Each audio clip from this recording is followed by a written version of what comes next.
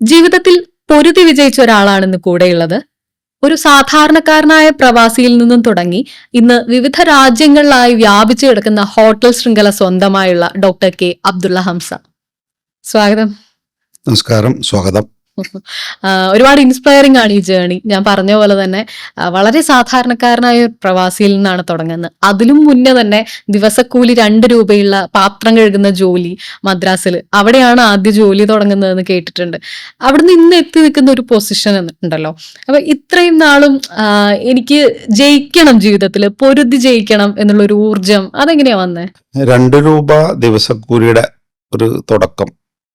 അത് പറഞ്ഞാൽ അതിനു മുമ്പും കുറച്ച് സ്റ്റോറികളുണ്ട്. 2 രൂപയിലാണ് ഇപ്പൊ എല്ലാവരും കാണുന്നത്, തുടങ്ങുന്നത്. തീർച്ചയായിട്ടും ഇവിടെ എത്തി നിൽക്കുന്നതിനെ കുറിച്ച് പറയുകയാണെങ്കിൽ ദൈവാധീനം, ദൈവത്തിന്റെ അപാരമായ ഒരു അനുഗ്രഹം തീർച്ചയായിട്ടും. 2 രൂപ ദിവസവേതനത്തിനായിട്ട് ചെന്നൈയിലേക്ക് പോകുന്നു. അത് SSLC തോറ്റേന്റെ പിറ്റേ ദിവസം ഉണ്ടാകും.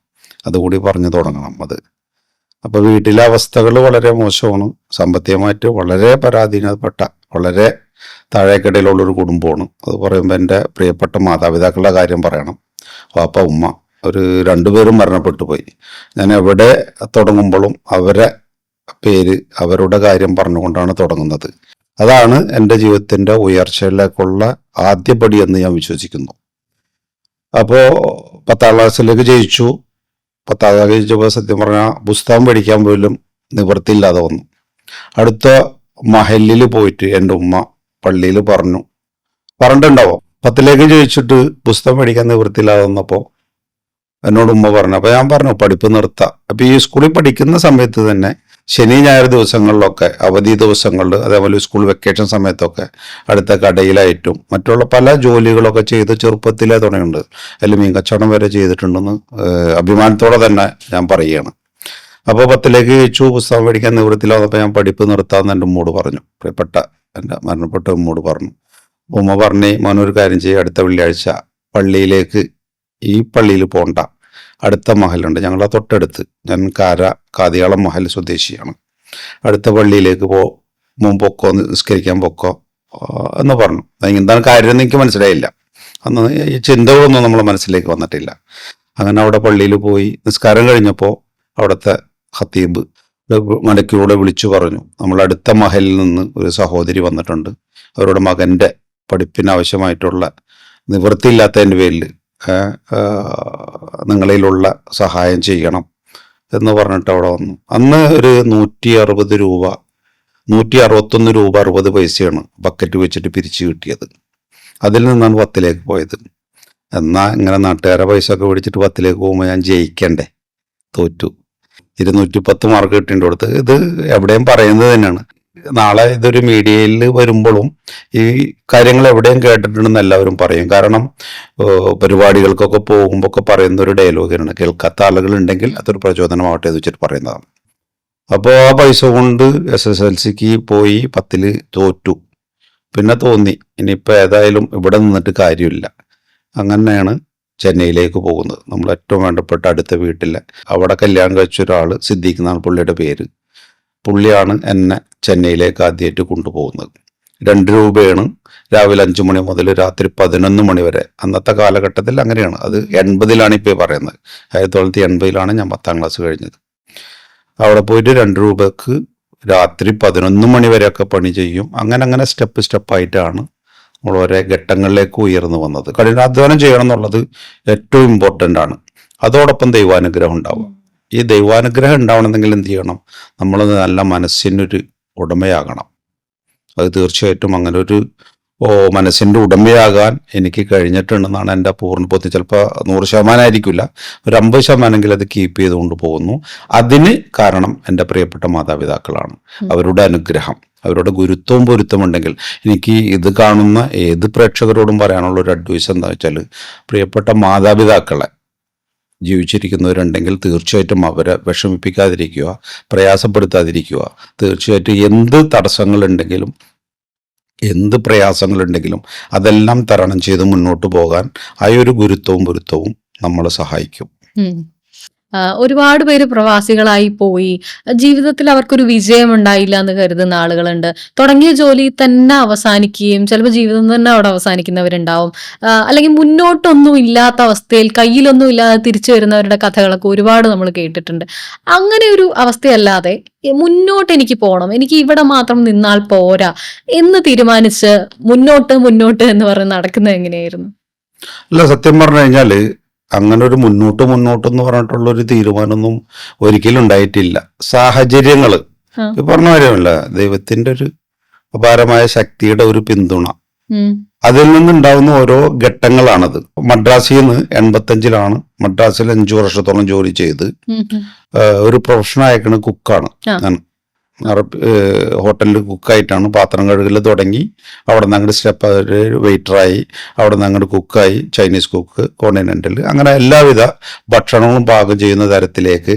അതൊരു ഭക്ഷണ പാകം ചെയ്യലാണ് എന്നെ കുവൈത്തിലേക്ക് എത്തിക്കുന്നത്. അവർ രണ്ടുപേരെ പേര് പരാമർശിക്കാതെ പോകാൻ പറ്റില്ല. നമ്മുടെ ഒരു ഫാമിലി അംഗം തന്നെയാണ് നാസർ എന്ന് പറഞ്ഞിട്ട്. പുള്ളിക്കാണ് ഈ ഓഫർ വന്നത്, കുവൈറ്റിലേക്ക് ഒരു വീട്ടിലെ കുക്കിൻ്റെ ചാൻസ് വന്നത്. അവനിക്കാണ്, നാസറിനാണ് വന്നത്. ഞങ്ങളൊരു ബന്ധു തന്നെയാണ്. അപ്പോൾ അവൻ ഒരു ടീ ഷോപ്പിൽ ചായ അടിക്കുന്നൊരു പണിയാണ്. അപ്പോൾ അവനിക്ക് ഇതിൽ എക്സ്പീരിയൻസ് ഇല്ല. അപ്പോൾ അവൻ എൻ്റെ അടുത്തെപ്പോഴും, ഞങ്ങൾ രണ്ടുപേരും മദ്രാസിൽ തന്നെയാണ്. അപ്പോൾ അവൻ എപ്പോഴും ഒഴിവ് ദിവസങ്ങളിലൊക്കെ അവൻ എൻ്റെ അടുത്തും ഞാൻ അവൻ്റെ അടുത്തൊക്കെ പോവുകയായിരുന്നു. അപ്പോൾ അവിടെ നിന്ന് പുള്ളിക്ക് കുക്കിൻ്റെ അറബി വീട്ടിലെ കുക്കിങ്ങിൻ്റെ ഒരു ചാൻസ് വന്നപ്പോൾ പുള്ളിയാണ് എന്നെ റെഫർ ചെയ്തത്. അതൊരു ടേണിംഗ് പോയിൻ്റാണത്. അത് തറയിൽ ഹൈദർ അലി എന്ന് പറഞ്ഞ ഞങ്ങളുടെ നാട്ടിലുള്ള തന്നെ ഒരു പുള്ളിയാണ്. പുള്ളി ഏകദേശം 75 മുതൽ കുവൈറ്റിലുണ്ട്. അദ്ദേഹത്തിൻ്റെ മേഡത്തിൻ്റെ അനുജത്തിൻ്റെ വീട്ടിലേക്കാണ് ഈ ഒരു ചാൻസ് വന്നത്. അത് നാസറിനോട് പറഞ്ഞു. നാസർ പറഞ്ഞു, എനിക്ക് ആ പണി അറിയാവുന്ന ഒരാളുണ്ട്, നമ്മളെ വീടിൻ്റെ അടുത്തുള്ളതിനാണ്, നമ്മളൊരു ബന്ധുവാണ് എന്ന് പറഞ്ഞിട്ടാണ് ആ പേര് എന്നിലേക്ക് വന്നത്. അങ്ങനെ 85-ലാണ് കുവൈറ്റിലേക്ക് പോകുന്നത്. അന്ന് 25 രൂപ ശമ്പളത്തിന്.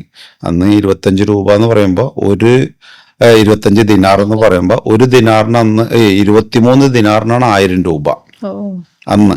ഇന്ന് 3.25 ദിനാറിന് 1000 രൂപയായി. അന്ന് 1000 രൂപക്ക് 23 ദിനാർ വേണം. അപ്പൊ അറിയാലോ, 25 ദിനാർ എന്ന് പറയുമ്പോൾ 1000 സംതിങ് ചില്ലറ. അതായിരുന്നു ഫസ്റ്റ് സാലറി ആയിട്ട് കുവൈറ്റിലേക്ക് പോകുന്നത്. ഏകദേശം യുദ്ധത്തിന്റെ അവസരം വരെയും അവിടെ 89-90 വരെയും അവിടെ ആ വീട്ടിൽ തന്നെ കുക്കായിട്ട് ജോലി ചെയ്തു. ഹാപ്പി ആയിരുന്നു. ഇതില് അറബി സ്റ്റൈലൊക്കെ നമുക്ക് കുക്കിംഗ് അറിയാം. ഓരോ രാജ്യത്ത് പോകുമ്പോഴും അവിടുത്തെ ഒരു ഭക്ഷണ രീതികളുണ്ടല്ലോ, അത് ഈ പറഞ്ഞ തറയിൽ ഹൈദറിൽ സാഹിബ് വളരെ ആത്മാർത്ഥതയോടെ നമ്മളെ പഠിപ്പിച്ചു. അത് ഫോളോ ചെയ്തു, സക്സസ് ആയിരുന്നു. കൊണ്ടുപോയതിന്റെ പേരിൽ അദ്ദേഹത്തിന് ഒരു പേരുദോഷം ഭക്ഷണം ഉണ്ടാക്കേണ്ട കാര്യത്തിൽ അദ്ദേഹത്തിന് ഉണ്ടായിട്ടില്ല. അത് കണ്ടിന്യൂ ആയിട്ട് യുദ്ധത്തിന്റെ അവസരത്തിൽ നാട്ടിലേക്ക് പോന്നു. പിന്നീട് വീണ്ടും ആ സമയത്താണ് യുദ്ധം തുടങ്ങി. അപ്പൊ നാട്ടിൽ വന്ന് കല്യാണമൊക്കെ കഴിച്ച് അങ്ങനെ ഒരു യുദ്ധം കൂടി ഉണ്ടായി ജീവിതത്തിൽ. തീർച്ചയായിട്ടും അവിടുന്ന് പിന്നെ കുവൈത്തിലേക്ക് പോകുന്ന ഒരു സാഹചര്യം വളരെ മോശമായി. അങ്ങനെ സൗദിയിലേക്ക് പോയി. അത് ബോംബെയിൽ പോയിട്ട് റിക്രൂട്ട്മെന്റ് നടത്തി. അവിടെ നിന്ന് അറബിയൊക്കെ സൗദി ഒക്കെ വന്നിരുന്നു. അവർ വന്ന് ഇന്റർവ്യൂ നടത്തി. അതൊരു കല്യാണ മണ്ഡപത്തിലേക്കായിരുന്നു. അതായത് ഫുഡ് അവിടെ കഴിക്കാനൊന്നുണ്ടാവില്ല, കല്യാണ മണ്ഡപത്തിന്റെ ഫുഡുകളൊക്കെ ഉണ്ട്, ഓർഡർ പ്രകാരം ഉണ്ടാക്കി കൊടുക്കുന്ന ഒരു സംഭവമായിരുന്നു. അത് 15 ആട്, 2 ഒട്ടകം ഒക്കെ ഒരേ ദിവസം അത്ര ക്വാണ്ടിറ്റി. അത് ഈ വെള്ളി ശനി ദിവസങ്ങൾ, അവധി ദിവസങ്ങളിലൊക്കെ 25 ആട്, അതിന്റെ കപ്സ, അവിടുത്തെ ഫുഡ് രീതികൾ അങ്ങനെയായിരുന്നു. അത് മെയിൻ കുക്കല്ല, ഞാൻ അസിസ്റ്റന്റ് ആണ്. അപ്പോൾ അവിടെ നമുക്ക് 1500 റിയാൽ പറഞ്ഞിട്ടാണ് ഞാൻ പോയത്. ബോംബെയിൽ നിന്ന് ഇന്റർവ്യൂ നടത്തി. അവർക്ക് ഇഷ്ടപ്പെട്ടു, പാചകവും സംസാര രീതികളൊക്കെ ഇഷ്ടപ്പെട്ടിട്ട് 1500 റിയാൽ പറഞ്ഞിട്ടാണ് പോയത്. അപ്പോൾ പ്രതിമാസം 400 ദിനാർ അതും തരുന്നില്ല. അങ്ങനെ ഇപ്പോഴും എൻ്റെ പാസ്പോർട്ട്, ഇതൊരു നിയമ പ്രശ്നമാകുമെന്നറിയില്ല, ഇപ്പോഴും എൻ്റെ പാസ്പോർട്ട് സൗദിയിലുള്ളത്. ഇത് 91 കഥയാണ് ഈ പറയണത്. പാസ്പോർട്ട് ഇല്ലാതെ പിന്നെ അവിടെ നിന്ന് എംബസി മുഖേന ഔട്ട് പാസ് അടിച്ചിട്ടാണ് ഞാൻ നാട്ടിലേക്ക് കയറി വരുന്നത്. കയറി വരാൻ അല്ലെങ്കിൽ സഹിച്ചവിടെ നിന്നാണ്, വീടിന് വേണ്ടി, നമ്മുടെ കുടുംബത്തിന് വേണ്ടി ഒന്നുകൂടി നിന്നാനായിരുന്നു. 400 ആണെങ്കിൽ 400 നിന്നാനായിരുന്നു. പക്ഷെ യുദ്ധം അവസാനിച്ചു. അപ്പോൾ വീണ്ടും തിരിച്ച് കുവൈത്തിലേക്ക്. അവിടെ ഒരു പ്രധാനപ്പെട്ട എൻ്റെ ജീവിതയാത്രയിൽ ഒരുപാട് ആളുകളുടെ പേര് കേണ്ടതായിട്ട് വന്നിട്ടുണ്ട്. അപ്പോഴെല്ലാവരും നമുക്കിപ്പോൾ ഇതേമാതിരിയുള്ള ഇന്റർവ്യൂവിലോ ഇതേമാതിരിയുള്ള സംസാരത്തിൽ നമുക്ക് പരാമർശം പറ്റില്ല. അപ്പോൾ കേൾക്കുന്നവരെല്ലാവരും, എന്നെ സ്നേഹിക്കുന്നവരെല്ലാവരും ആ ഒരു പേര് കൂടി ഞാൻ ഓർക്കുന്നതായിട്ട് ഞാൻ എന്നെ തന്നെ ഒന്ന് ബോധ്യപ്പെടുത്തുകയാണ്.